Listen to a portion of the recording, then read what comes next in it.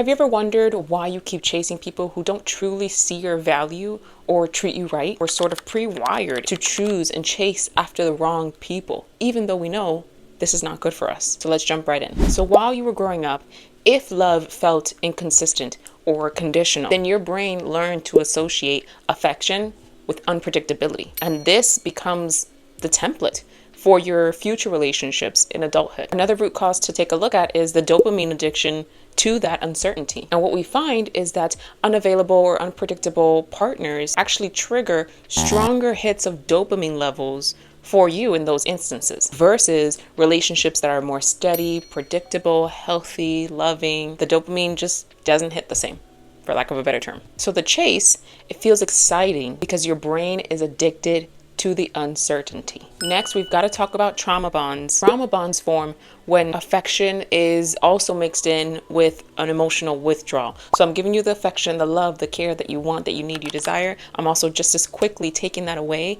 and giving you the complete opposite of that. And this creates that addictive cycle. And we know from functional MRI research that rejection is not just linked with emotional pain, but it actually lights up and signals the pain centers of your brain. They light up when you feel rejection. And lastly, your genes have a role to play in this. And most people don't take the time to talk about this. So a research study by UCLA actually found a link with a specific type of gene that certain individuals actually carry. And this gene has been found to heighten sensitivity to both physical pain and being rejected. And this is again because rejection lights up that part within our brain that lights up when we experience physical pain, which means that heartbreak, rejection, that heartbreak literally physically hurts. And if you've ever experienced true, genuine heartbreak, you know exactly what I'm talking about. When you chase someone, your brain releases dopamine. And remember, dopamine is like the reward chemical, but it also releases cortisol. It's releasing both of those at the same time. So you can only imagine how you must feel in that moment. And if you don't, I'll let you know. It feels intense and addictive. It's almost like you need them. You can't live without them. The second is your survival brain takes over. And what ends up happening is that your amygdala, which is a part in your brain, it starts to yell at you. Remember, your amygdala is activated by fear. It's the fear center of your brain. It's what essentially keeps you safe. But it sees rejection as a threat. So it starts screaming at you, figuratively, not literally. They're about to leave. They're about to abandon you. Another thing that happens is that your prefrontal cortex, which is the part of your brain which helps for future planning, motivation, this shuts down. This is why you can't just think your way out of an obsession or a romantic addiction to someone. You can't think your way out of that. Now, think about it this way. Let's say you eventually find a way to move on from that relationship. You find a healthier one.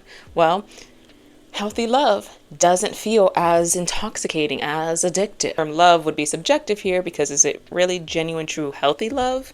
Probably not. In the comments, let me know. Would that be considered healthy or unhealthy? You let me know in the comments below. This is why if your nervous system is used to chaos, unpredictability within romantic relationships, a calm love, that can feel suspicious. You're almost questioning it. Like, why aren't things happening? Why don't I feel anything? Why isn't anything moving?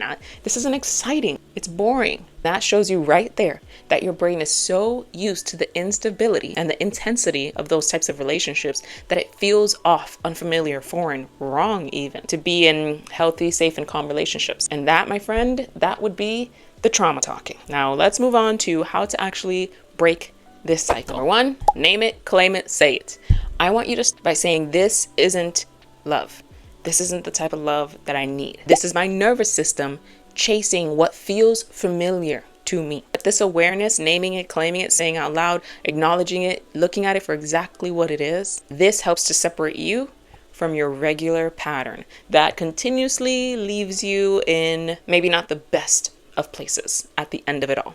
Number two, we've got to retrain your brain on how it looks for safety and looks at safety, which means it's up to you to surround yourself with safe, consistent, healthy people. Even in friendships, even with the family that you choose to have around you, people that are going to support you, show up for you, be there for you, consistent, and in the ways that you will show up for them as well. Number 3, and this is in line with therapy, but I want you to learn to reparent yourself. Sometimes as full-grown adults, we gotta give ourselves adult timeouts. We've got to teach ourselves lessons that maybe we weren't taught, maybe we missed out on, and now we're learning them as adults. We have to reparent ourselves at times. So I want you to ask yourself, what is it that I needed growing up that I did not get? Even if it's on an emotional level, especially if it's on an emotional level. What did I miss out on that I can see that I'm clearly searching for in romantic relationships? And it's up to you to give yourself that compassion.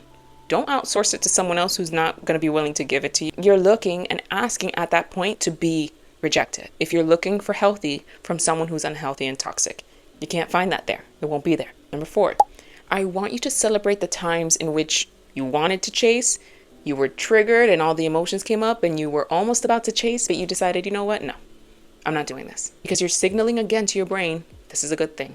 You're changing your patterns. This is positive. Keep going. You can teach your brain to release dopamine for self-respect, not for chaos. Number 5, therapy, therapy, therapy.